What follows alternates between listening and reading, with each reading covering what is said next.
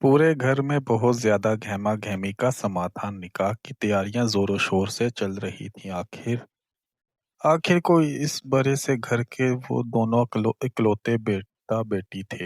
हाजिक तेजी में सीढ़ियां चढ़ता रोशनी के कमरे में आया। रोशनी के कमरे का दरवाजा खोला तो सामने वो बेड पर अपना निकाह वाला सूट बिछाए बैठी हुई थी।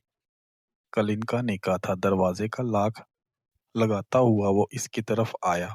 हाजिक को देखते ही वो जल्दी से अपना दुपट्टा बेड से उठाती दूसरी तरफ मुंह कर गई। मम्मा ने मना किया था कि हाजिक से बिल्कुल भी नहीं मिलना। कल हमारा निकाह है और आप यहाँ पे क्यों आए हैं?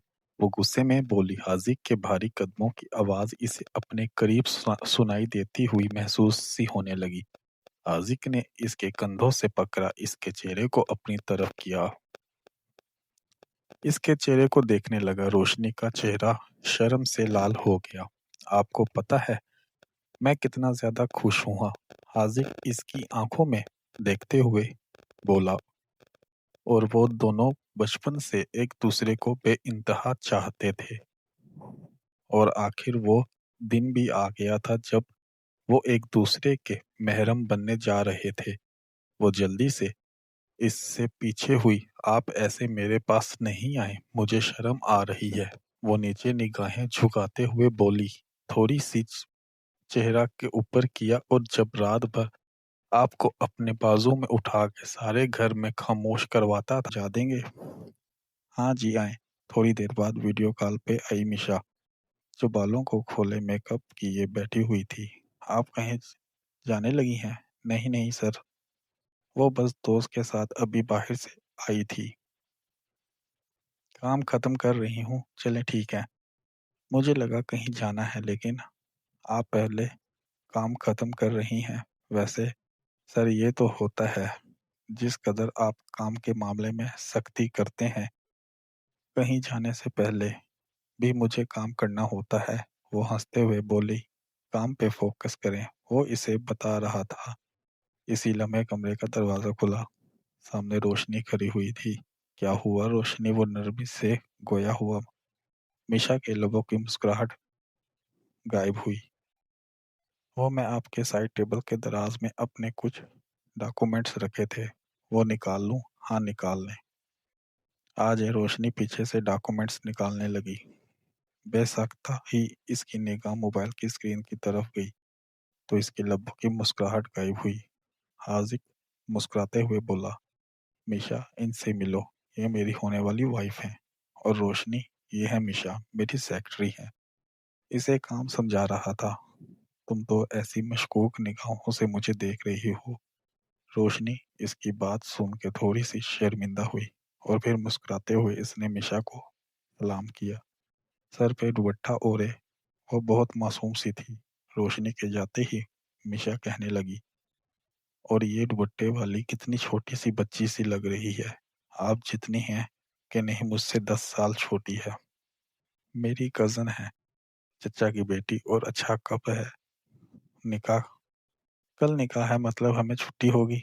हाँ जी, क्यों नहीं, चले ठीक है। मिशा ने एकदम से काल काट दी।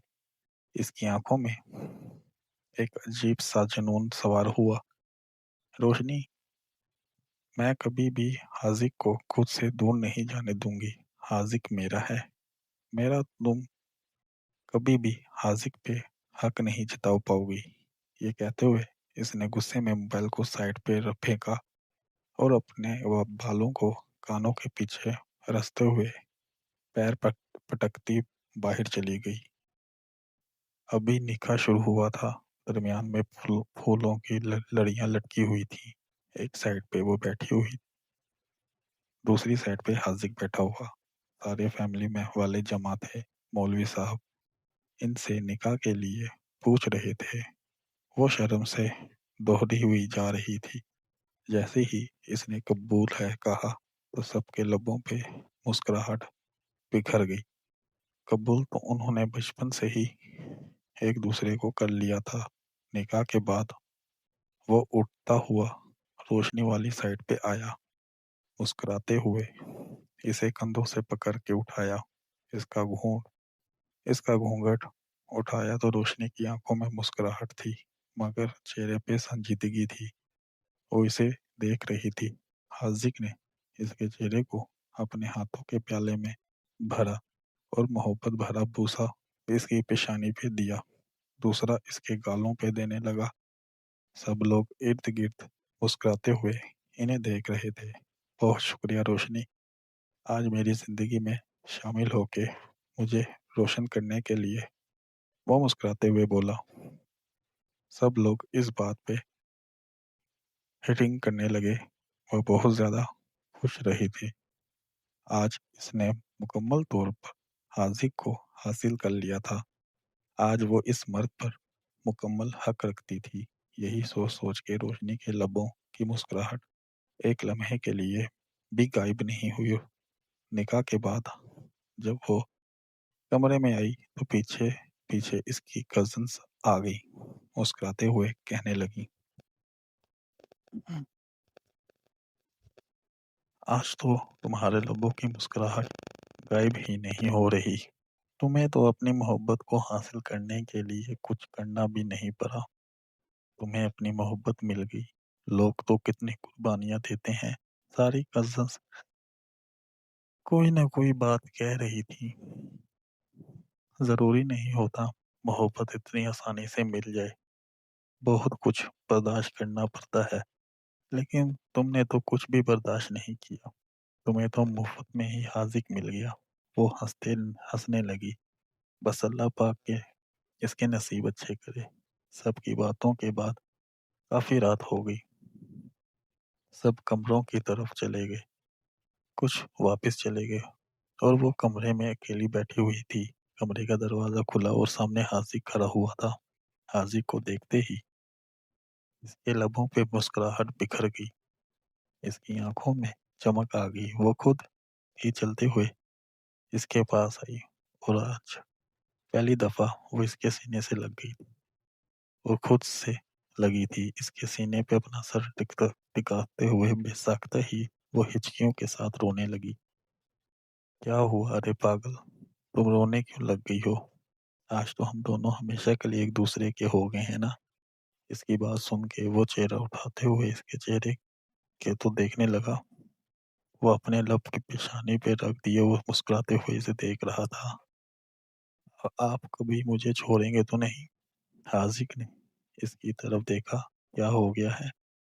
मैं देख रहा हूँ सुबह से तुम इतनी ज्यादा परेशान हो। मसला क्या है? बताओ। इसके हाथों को अपने हाथों में लेता हुआ बोला। नहीं, बस वैसे ही।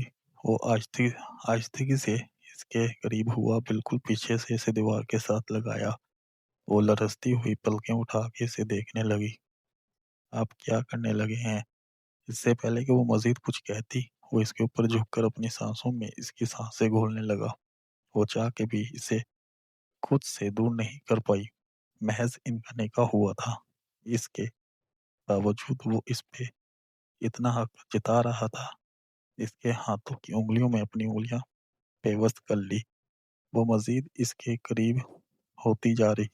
इसके पाँव के ऊपर अपने पाँव रख लिए।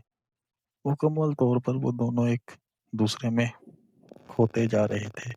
अगले ही लम्हे वो इससे अलग होता इसकी गर्दन पर झुका। वो जबत से अपनी आंखें बंद कर गई। हाजिक, वो लरजती हुई आवाज में बोली। हाजिक, क्या कर रहे हैं? हाजिक इसे होश में वापस लाने की साथ ही इसने भी आगे हाथ किया। इसका हाथ मिशा के हाथ पे था। मिशा की धड़कनें तेज हुई। मुस्कुराते हुए अपना हाथ पीछे किया। आप कर लें, अभी 2 मिनट ही गुजरे थे।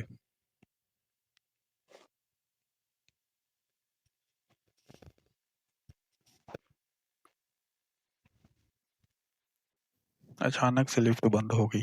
ये क्या हुआ? वो चारों तरफ देखने लगी। मीशा का दिल घबराने लगा। सर ये क्या हुआ? वो घबरा गई। कुछ भी नहीं हुआ, रिलैक्स हो जाओ, मैं कॉल करता हूँ। इसने मोबाइल निकाला लेकिन वहां पर सिग्नल बिल्कुल भी नहीं आ रहे थे। उफ, ये क्या हो गया? ऑफिस में कौन कौन था? सर पता नहीं, जब मैं आई थी तो स्टाफ वाले तो चले गए। शायद गार्ड्स होंगे। चले ठीक है, गार्ड्स आ जाएंगे, इन्हें पता चल जाएगा, वो नरमी से बोला।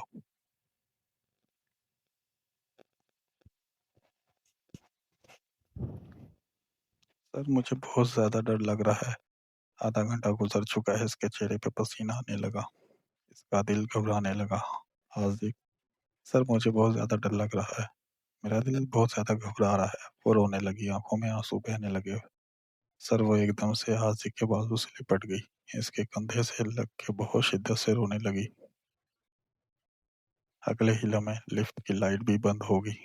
बिल्कुल बिल्कुल अंधेरा छा गया। सर वो एकदम से इसके सीने से लग गई। रिलैक्स हो जाए मीशा, कुछ भी नहीं होता। इसके बालों को सहलाने लगा। मीशा बिल्कुल रिलैक्स हो जाए, कुछ भी नहीं होता, बस अभी खुल जाएगी।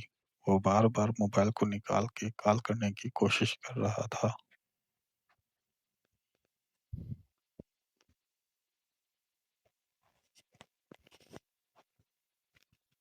मगर सिग्नल नहीं आ रहे थे। मीशा भी इसके सीने से यूं ही लगी हुई थी।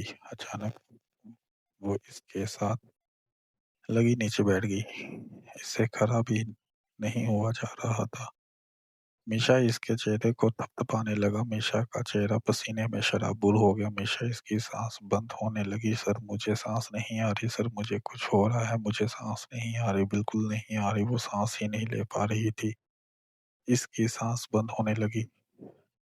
सर मैं सांस नहीं ले पाऊंगी, मैं मर जाऊंगी, सांस नहीं आ रही। इसे मुश्किल इसने संभाला हुआ था।